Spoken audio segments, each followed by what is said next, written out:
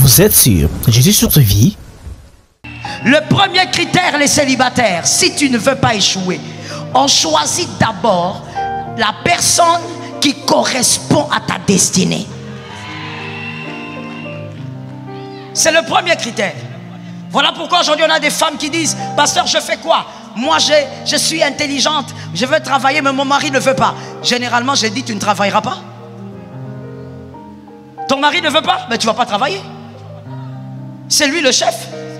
Quand tu choisissais, il fallait tenir compte de ça. Toi tu avais tenu compte de la poche. On choisit celui qui correspond à ta destinée. Tu as des rêves, tu as des ambitions, tu as des choses à réaliser avec Dieu, tu as des choses à réaliser pour ta nation. Ne choisis pas quelqu'un qui va te freiner, ne choisis pas quelqu'un qui va t'arrêter, ne choisis pas quelqu'un qui va critiquer tes talents. Pendant que toi tu parles en langue, lui il critique. Choisis celui qui correspond à ta destinée. Ça tombe sur les célibataires. Il y aura beaucoup de mariages après Fata. Ah, au nom de Jésus. Si tu ne fais pas ça, tu vas choisir quelqu'un comme Édith. Édith c'est qui? Édith c'est la femme de Lot. Tu sais pourquoi la femme de Lot est morte? La raison est simple. Ce n'est pas parce qu'elle a regardé derrière, elle avait fait ceci, non. C'est parce qu'elle n'avait pas la même vision que Lot. Lot avait la vision de se focaliser sur ce que Dieu dit. Elle avait une autre vision de la vie. C'est pour ça que la femme de Lot est morte. Ne choisis pas quelqu'un qui n'a pas la même vision de la destinée que toi. Or, est-ce que la nature ne vous enseigne-t-elle pas? L'apôtre Paul a dit: la nature ne vous enseigne-t-elle pas? As-tu déjà vu un lion s'accoupler avec une girafe? Les lions avec les lions, les girafes avec les girafes, les aigles. Que Dieu te donne ton aigle in the name of Jesus. Faut pas, toi tu es une femme aigle, tu vas prendre un homme poule parce qu'il a la poche fournie, parce que c'est un banquier. Mais un homme totalement poule, lui d'ailleurs c'est pas poule, c'est poulet. Toi tu vises haut, toi tu dis: moi je veux être ministre dans ces pays. Le gars il te regarde, qui? Toi? Même si tu deviens ministre, tu crois que c'est toi qui vas arranger ce pays. Regarde la mentalité, médiocrité, mentalité sale, mentalité de... Ça c'est une... My God, je mets un point. Si je choque, ça ne sera pas bien.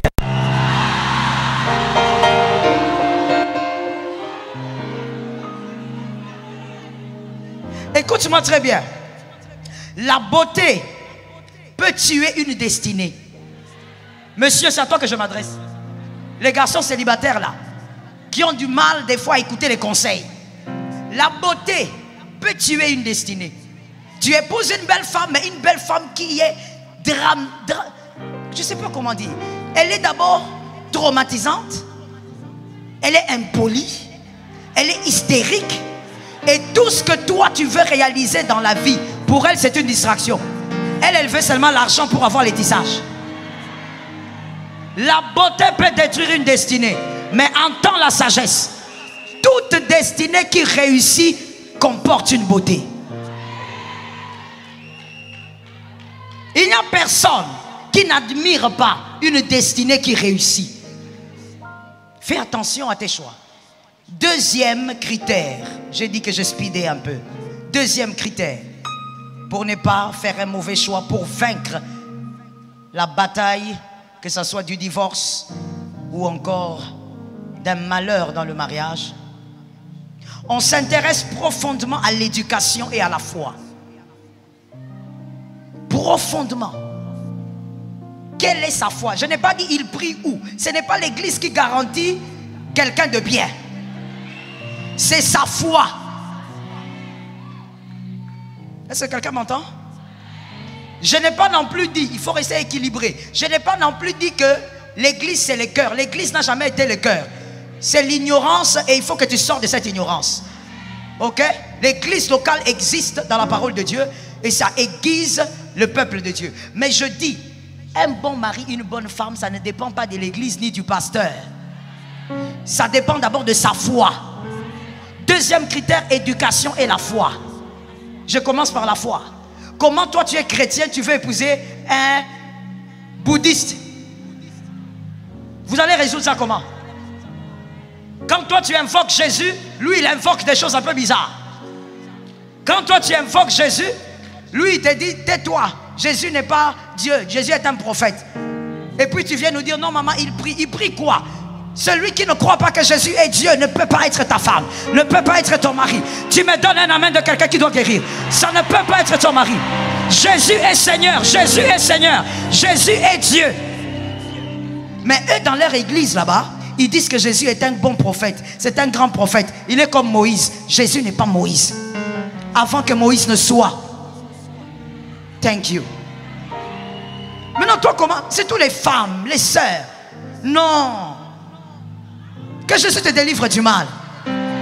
Voilà pourquoi mademoiselle, ne cherche pas à te marier comme si tu fouillais un lion. Parce que quand tu veux te marier comme si tu fouilles un lion, tu seras prêt à tout prendre. J'ai vu une sœur abandonner la foi chrétienne à cause du mariage. Et une vieille sœur. Un manque de personnalité. Une femme comme ça, même cet homme-là, il ne te connaît pas, il ne devait même pas t'épouser. Une femme qui change sa foi à cause du mariage.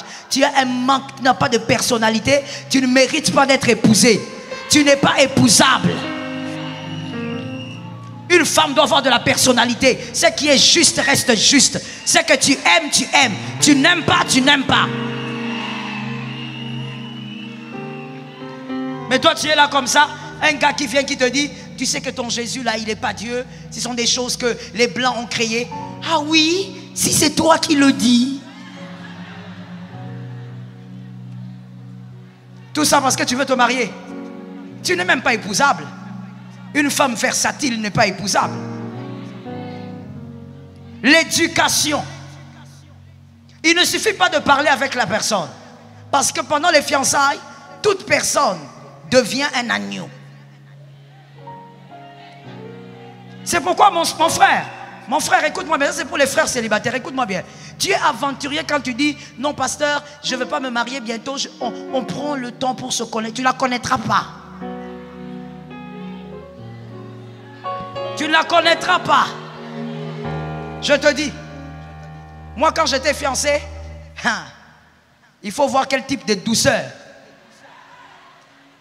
Je parlais jamais. Même quand je n'étais pas d'accord sur un point. Quand il me dit, on va faire comme ça. D'accord. Les deux pieds unis. Non, on va faire telle chose. Qu'est-ce que tu en penses? Oh, c'est comme tu veux, c'est comme tu veux. Je te dis, moi que tu vois ici. Une année, 2 ans de mariage. La lionne est sortie. Il m'a dit, on va... Non. Lui-même, il est étonné. D'où est sorti le nom là? Dans les fiançailles, tout le monde fait semblant. Arrête de croire que tu connaîtras cette fille. Tu ne la connaîtras pas. Mais comment maintenant savoir de quel type d'éducation elle est nourrie? Observe son entourage. Écoute, l'entourage définit la vision de la vie de la personne. Tu n'as pas besoin forcément de l'écouter beaucoup. Observe quelles sont les personnes qui l'entourent. Et tu sauras quelle est la perception de la vie de cette personne. Quelles sont les valeurs de cette personne. Quelle est même l'éducation de cette personne. Et je vais encore au-delà. Tu dois, monsieur, le mariage n'est pas un jeu. Mademoiselle, le mariage n'est pas un jeu. Par la grâce de Dieu, mes livres vont arriver demain. Quelques de mes livres. Parce que je n'en ai plus, c'est épuisé. Et je crois qu'il y a le mariage n'est pas un jeu, mais je crois qu'il y en a peut-être seulement 5, il n'y en a pas beaucoup. Le mariage n'est pas un jeu. Ça peut te tuer. Lorsque tu veux épouser un homme, tu dois savoir qui est son père. Vous les jeunes sœurs d'aujourd'hui, vous négligez des choses essentielles. Tu es avec lui sur WhatsApp, matin, midi, soir. Tu envoies des cœurs, tu envoies des têtes, tu envoies des pieds, tu envoies des mollets. Tu dois savoir qui est son papa. Son père est mort, d'accord. Sa maman est où? Non, sa maman aussi est morte. Ok, où sont ses frères? Va faire des tours de temps en temps à la maison où il y a les frères. Comment ils vivent? Ne t'en fais pas. Tu vois ce que ses frères vivent. C'est comme ça qu'il est. Quand il est avec toi, il fait semblant. Est-ce que quelqu'un m'entend bien? Si tu vois qu'avec à la maison, quand il mange, ses frères mangent comme des hommes qui sortent d'une époque antique. Des hommes de Cro-Magnon. Lui aussi mange comme ça. Devant toi au restaurant, il fait semblant. L'éducation, pourquoi?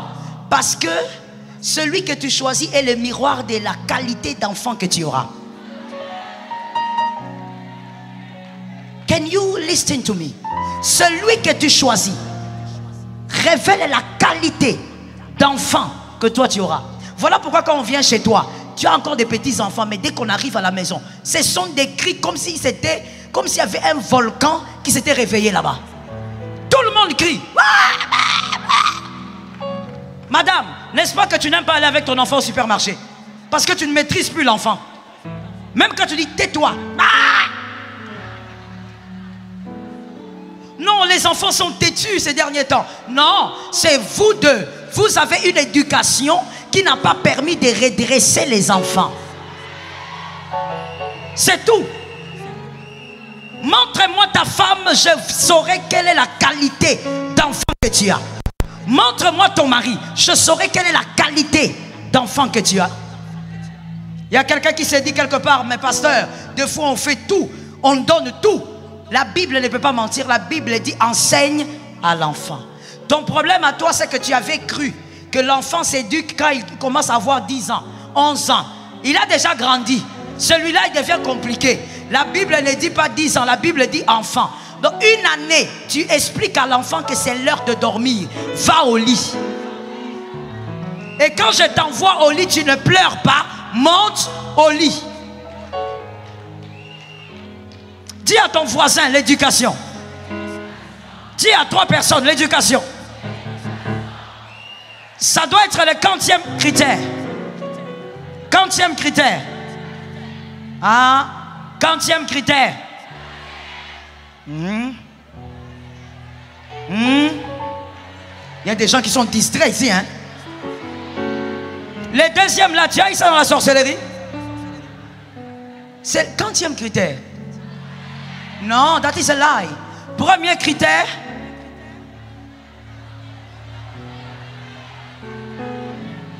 Deuxième critère. La foi et l'éducation sont ensemble. Voilà, c'est le deuxième critère. Aujourd'hui, tu vas te plaindre. On te dit, soirée de gala, viens avec ton mari. Ben non, je viendrai seul. Non, viens avec ton mari. Non, il va regarder les infos. Non, viens avec ton mari. Bon, attends, ok, si vous insistez. Dès que tu entres avec ton mari, ça veut dire soirée de gala. Mais lui, quand il arrive, il est comme Tarzan. Tarzan qui est arrivé en ville. Ça veut dire, il a envie de... Il veut tout manger, il veut tout boire. Il est dépassé même par la boisson. On t'avait dit, choisis l'éducation. Toi, tu avais choisi le français. Le français, c'est l'université. L'éducation, c'est la maison. Je veux que 2 personnes me disent ça. Le français. L'éducation.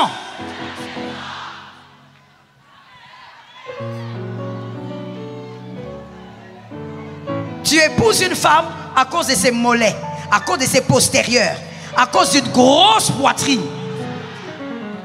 Tu la prends, tu dis moi c'est ce que je veux. Tu l'amènes, malgré tout ce qu'on a prêché ici, ça ne te concerne pas. Tu l'amènes. Un jour ta maman vient à la maison, ta maman qui dit oh mais mon fils, pourquoi vous n'avez pas rangé cet endroit, c'est dangereux, les enfants peuvent tomber. Et toi par éducation, selon qu'on t'a éduqué, quand maman te fait un reproche, tu entends, tu dis d'accord maman, on va arranger. Avec politesse. Elle a grandi en forêt. Quand elle est dans la cuisine, hein, elle est dans la cuisine. Mais quand elle entend la belle-mère parler, tu dis quoi? Tu dis quoi? Tu dis quoi? Ça va rester comme ça. C'est chez moi. C'est chez... Mon Dieu, sois délivré au nom de Jésus. Choisis une personne qui a reçu une bonne éducation. Voici comment Jésus sait faire les choses. Lorsque une femme a grandi sans mère, cette femme aura beaucoup de... Elle aura beaucoup de germes de rébellion. Elle aura un problème de soumission. Lorsqu'un homme a grandi sans une figure masculine, un homme, ça sera un gros capricieux même face aux choses les plus normales. Mais voici comment Dieu arrange les choses. Même si papa part, tu n'as pas connu maman, Dieu a dit, voici l'église. C'est à l'église qu'on te redresse, qu'on te recadre. Tu récupères ce qu'on ne t'avait pas donné. Tu prends ce qu'on ne t'avait pas donné. Est-ce que quelqu'un m'entend bien?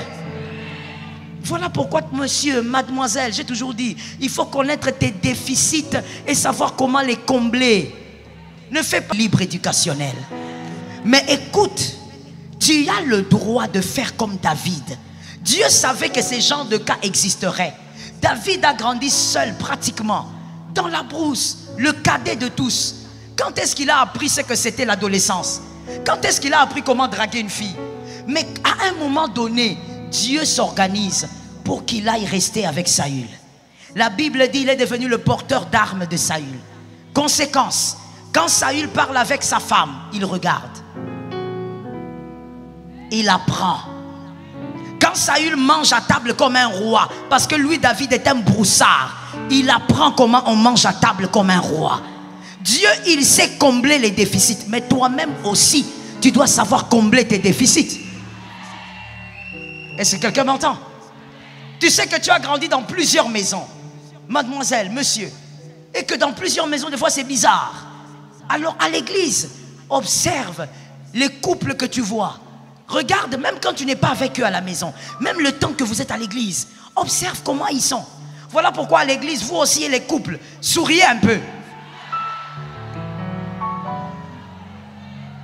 Un couple comme ça, vous êtes à l'église, vous ne souriez pas. Vous ne causez pas. Ça veut dire, vous êtes là depuis. Mais qu'est-ce qui se passe? Ne savez-vous pas qu'il y a des gens qui viennent à l'église, qui ont raté quelque chose et en vous regardant, ils vont gagner? Que Jésus t'aide. L'éducation. Dis à un frère que Dieu nous délivre. Dis à quelqu'un d'autre que Dieu me donne la victoire. Lorsque tu rencontres une femme, monsieur, qui se met à pleurer par rapport à son passé, elle pleure tellement et elle te raconte un passé dramatique. Cette femme est à aider immédiatement. Mais cette femme n'est pas à épouser immédiatement. Parce que ça montre qu'elle est blessée. Les mêmes choses qui l'ont fait pleurer devant toi, ce sont les mêmes choses qui vont l'amener à te blesser si tu l'épouses tout de suite. Il faudrait l'aider à guérir avec Jésus. Est-ce que quelqu'un m'entend bien? Pourquoi j'ai donné cet exemple? Parce que je connais plusieurs garçons qui se marient comme ça. Il a fait son choix, mais quand la fille lui raconte son passé dramatique, ça l'encourage d'épouser la fille rapidement. Attention, ce qui lui fait pleurer, ce sont les blessures. Un blessé blesse.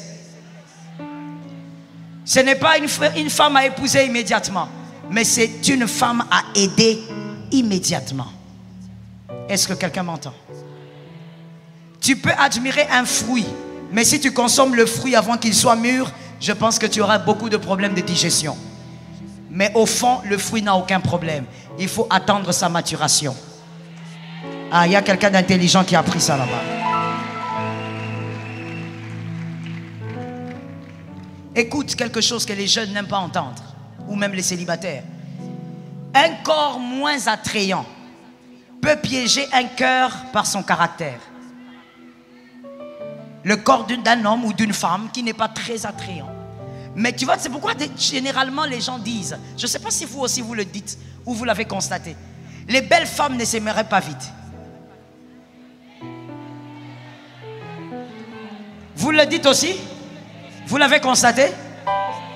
Je ne parle pas des beautés parce que la beauté est relative, mais je parle, il y a des beautés, vous savez, quand on la met là, sur 10, 5 hommes vont dire, elle est belle. Ce genre de beauté là, souvent elle ne se marie pas vite. Parce que c'est pour te faire seulement comprendre que le mariage n'est pas une affaire d'abord de beauté. Un corps qui n'est pas très attrayant peut piéger le cœur d'un homme par le caractère. Oh, même moi en tant que pasteur, ça m'est déjà arrivé de dire, ah, ces frères-là, ils suivent quoi? Je te dis, j'avoue, hein, du haut de la chair ici, moi-même en tant que pasteur là, je regarde le frère, un bel homme, je te dis, ah, la beauté. Que mon mari ne suive pas, c'est direct. Un bel homme.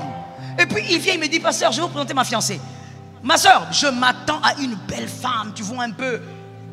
Le genre d'homme là qui est comme s'il est sorti d'un four. Hein? Un gâteau bien préparé. Tu vois le type d'homme là, non? Ça veut dire quand tu les regardes, tu dis, oh, alléluia, Jésus est né, Jésus est ressuscité. Un bel homme. Ça veut dire pour voir les défauts, il faut bien regarder. Mais sinon, quand tu les regardes comme ça, 100%. Il m'amène la fille. Je te dis, j'étais assise au bureau. Moi-même, je fais.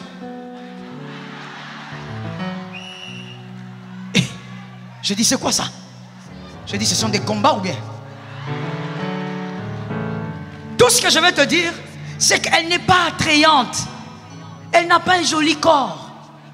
Elle n'est pas spéciale. Elle a même les tresses africaines qu'elle a mis bien sur sa tête calmement.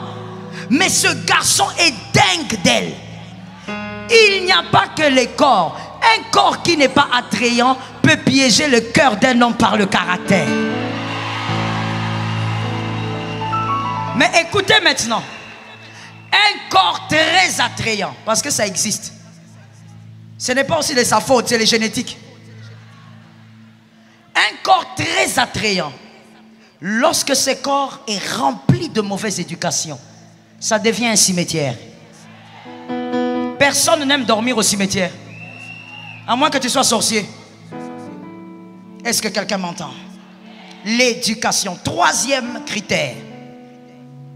La beauté de vivre et la beauté physique. Vous avez vu, j'ai mis ça en dernier. La beauté de vivre d'abord et la beauté physique.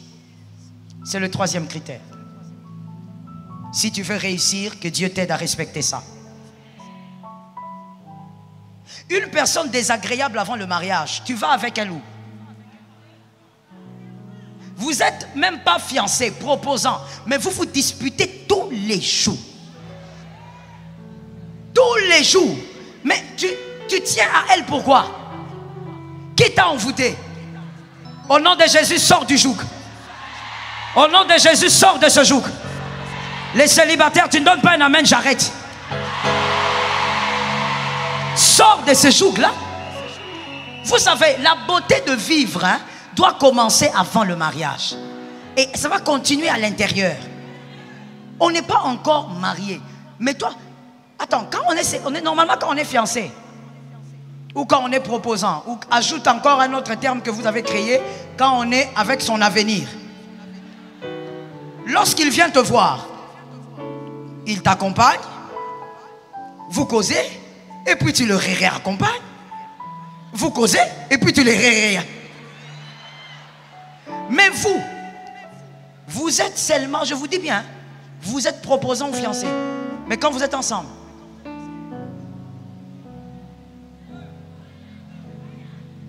vous ne causez pas, vous ne riez pas, il n'y a rien d'agréable.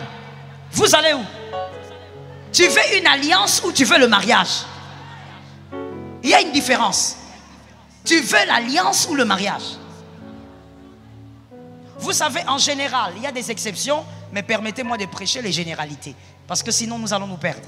En général, la femme, elle aime un homme qui le fait rire. La femme, en général, la femme aime un homme qui est semi-humoriste. Parce qu'il ne faut pas exagérer. Mais un homme qui fait... Toi,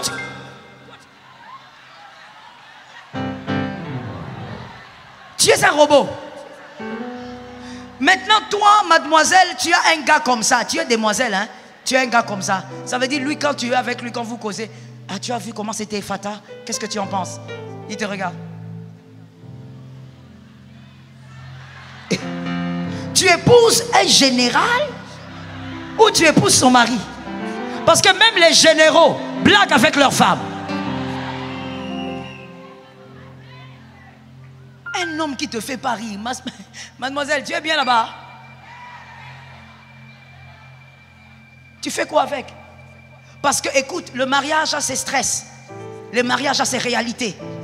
Et dans le mariage, je t'ai toujours dit, c'est un lieu de... Au fait, que tu dois payer les frais scolaires de ton fils à l'université. Donc, tu as besoin de quelqu'un avec qui vous pouvez blaguer comme des amis. L'idéal, c'est d'épouser un ami. L'idéal, c'est d'épouser quelqu'un en amont. Vous vivez déjà une relation d'amitié. Mais si tu ne peux pas le trouver, crée cette amitié à l'intérieur. Je vais t'expliquer ça tout à l'heure. Qu'un célibataire lève la main droite et dit: Seigneur, donne-moi la victoire. Toi, tu as un gars qui est comme un bois sec. Il ne rit pas, il n'a pas de blague, il ne fait rien. Quand tu lui dis: chérie, blague un peu s'il te plaît. D'accord, je vais essayer de blaguer. Écoute, hein, ça c'est ton mari qui te répond. Ou non, c'est pas le mari, c'est le fiancé. Quand tu dis: mais chérie, blague un peu aussi. D'accord, attends, je veux blaguer. Est-ce que tu as vu l'inflation? C'est ça ta blague? Tu parles de l'inflation. C'est ça ta... Lui, il ne sait pas blaguer. Mon frère, entraîne-toi. Les frères me donnent la main. Entraîne-toi, mon frère. Jésus lui-même, tout ce que je t'ai présenté comme critère, Jésus lui-même en tient compte pour sa femme qui est son église. Jésus lui-même. Jésus ne te demande pas de l'aimer seulement, non. Jésus te demande de le suivre, c'est-à-dire quoi? La vision. Tu dois avoir la même vision que lui. Le premier critère. Quand tu viens à Jésus, Jésus ne te laisse pas comme ça. Voilà pourquoi il y a une église. On t'enseigne. Pourquoi? Jésus veut toucher à ton caractère. Deuxième critère. Jésus tient compte de ta foi. Il veut que tu saches que c'est lui le Seigneur. Il veut te partager avec personne. Il a dit: je ne partage ma gloire avec personne. Jésus est dans les critères. Et même le dernier critère ici, le bon vivre. La Bible dit: il est le prince de la paix. Avec lui, même quand il y a le tourment là-bas, toi tu as la paix. Parce que Jésus te communique la joie de vivre. Maintenant, toi tu es avec un homme que tu veux épouser, une femme à épouser. Mais une femme qui n'aime... J'ai connu une fille comme ça. Avec son fiancé. Le fiancé est un bon blagueur, un garçon bien gentil. Quand il fait ses blagues, la fille, laisse ça, moi j'aime pas ça. Elles sont là, n'est-ce pas? Elles sont à tes côtés, n'est-ce pas?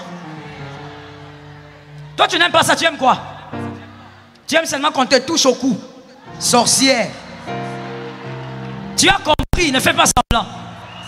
Tu aimes seulement qu'on te touche les reins. Sorcière. On te fait des blagues, non. Moi j'aime pas ça. Ah, j'aime pas tes blagues enfantins là. Oh. Mais vous êtes amis, quand vous êtes amis, soyez un peu enfant. C'est ça l'amour.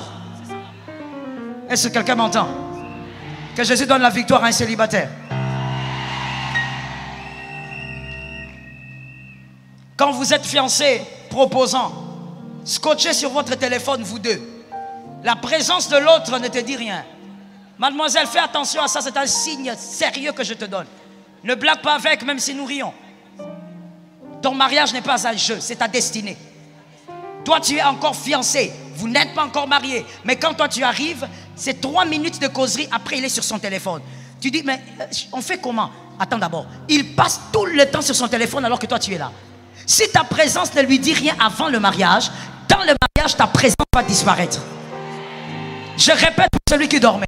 Si ta présence ne lui dit rien avant le mariage, dans le mariage, ta présence va disparaître.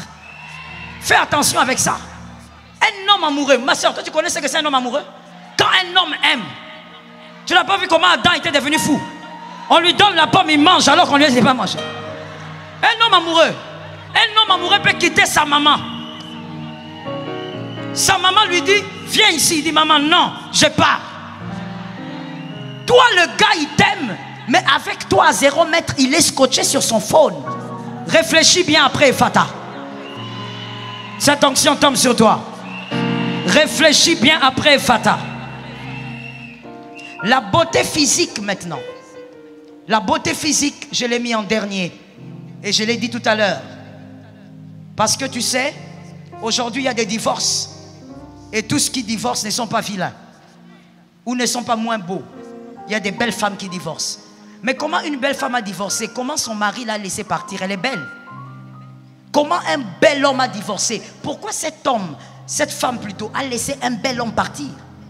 Parce que tu sais, au-delà de la beauté, il y a des choses qui mettent en paix dans le foyer.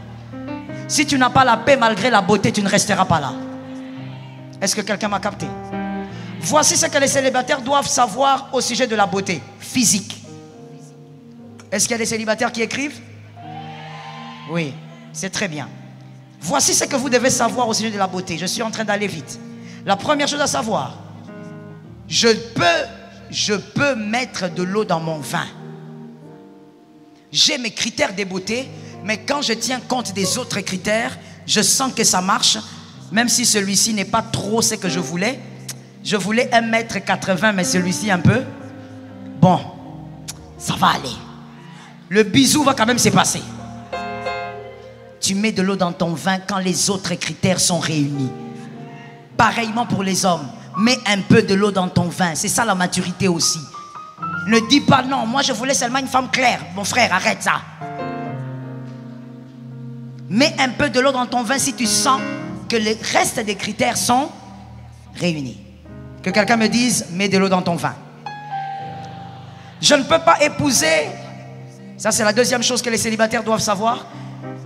On ne peut pas épouser une femme qui ne vous attire, une femme ou un homme, qui ne vous attire pas. Ça, il faut refuser. Même si les autres critères sont réunis, il ne faut pas accepter ça. Une femme, un homme qui ne vous attire pas, je ne parle pas de la séduction satanique, je parle d'une attirance pure. Ok? Vous vous sentez bien à côté de ce corps-là, vous êtes fier de regarder ce corps-là. Si ce corps ne vous attire pas, ne vous décidez pas. Est-ce que quelqu'un m'entend? Sinon, dans le mariage, tu vas commencer à te bander les yeux pour prendre ton gars. Sinon, dans le mariage, tu vas te bander les yeux pour prendre ta femme. Tu vas éteindre les lumières comme la plupart des mariés. Donne un amen. Donne un autre amen normal. Et je veux préciser une chose. L'attirance n'est pas seulement une affaire de beauté. L'attirance est aussi une affaire de charme. Et un homme, ça c'est un conseil que je donne aux hommes, mariés ou célibataires, même si tu as 80 ans, écoute-moi s'il te plaît. Un homme, même si tu es beau, tu dois être charmant. C'est ce qui attire aussi les femmes. Toi tu n'as pas de charme. Même ta démarche n'a... Même la démarche n'a pas de charme. Un homme doit être charmant. C'est le charme qui attire. Oh, I'm telling you. Un homme doit avoir le charme. Parce que vous savez, tout à l'heure, j'ai dit, il y a des réalités génétiques. Dis-moi génétique. Ça veut dire que tu n'as pas décidé, c'est papa et maman. On fait comment? Quand tu te regardes au miroir, tu t'aimes, c'est vrai. Mais toi-même, tu reconnais que tes oreilles sont un peu aiguës. Toi-même, tu reconnais que tu as un peu des oreilles un peu compliquées. Mais tu t'aimes quand même. On ne choisit pas sa beauté, mais on peut décider sur son charme.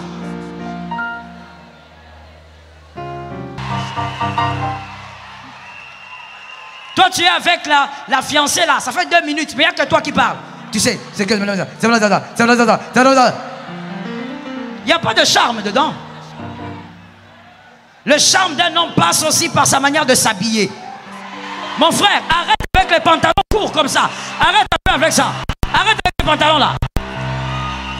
J'ai dit à quelqu'un d'arrêter. Que le frère me donne des amens, s'il vous plaît.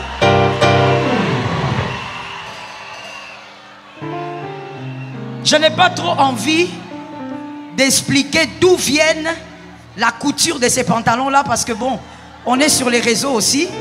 Mais ceux qui connaissent savent que les créateurs de ces pantalons-là sont gays.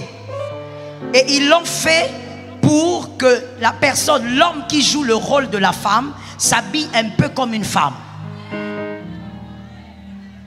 Mon frère, porte un pantalon normal. C'est le charme. Est-ce que quelqu'un m'entend? Que les jeunes garçons me donnent des amens. Les jeunes frères célibataires, des amens. Tu as ta chemise, tu repasses bien mon frère. Ne laisse pas des lignes ici comme ça et tu sors. C'est un manque de charme. Donc tu cires bien, tu la fais briller. Le charme. Ainsi tu verras, comme je l'ai dit pour la femme ou pour l'homme, tu verras un homme qui n'est pas aussi beau que toi, mais il a pu épouser une femme formidable. Parce que le charme compte aussi. Toi-même quand tu vois quelqu'un, bonjour, c'est quoi? C'est quoi?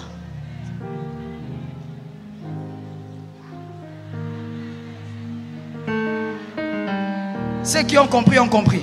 Hein? C'est quoi? Je ne peux pas citer le nom, on ne cite pas ce nom-là. Ça va léser certaines personnes. Oh, frère. Tu vois la soeur en Christ passer. Elle est là dans la joie du Seigneur, en train de passer. Bonjour. C'est quoi? Tu crois qu'elle est dans le coma? Elle n'est pas dans le coma. Dis un bonjour avec le charme. Non, pourquoi à chaque fois que moi je drague les filles, on ne m'aime pas? Tu n'es pas charmant. Est-ce que quelqu'un m'entend? Un homme charmant est dangereux. Je te dis, tu vas t'étonner, tu vas te demander, mais cette fille, elle suit quoi chez ce gars? Mon frère, le charme. Il a une pilote, mais il est charmant. Il mange en babouche de douche, mais il est charmant. Et toi, tu es là à te tuer. Qu'est-ce que tu cherches chez ces garçons? Papa, elle cherche le charme. Que Jésus te donne la victoire. Célibataire, au nom de Jésus, mariez-vous. Faites de bons choix au nom de Jésus. Attention, il ne faut pas choisir celui qui ne t'attire pas physiquement. Sinon, dans le mariage, tu seras infidèle. Tu seras un homme infidèle comme la blague. Tu n'as jamais été un garçon impudique. Tu as grandi dans l'église. Tu t'es bien marié. Mais à cause d'un mauvais choix, juste un critère que tu as négligé, tu risques de devenir infidèle dans le mariage. Vous êtes sur Jésus sur vie?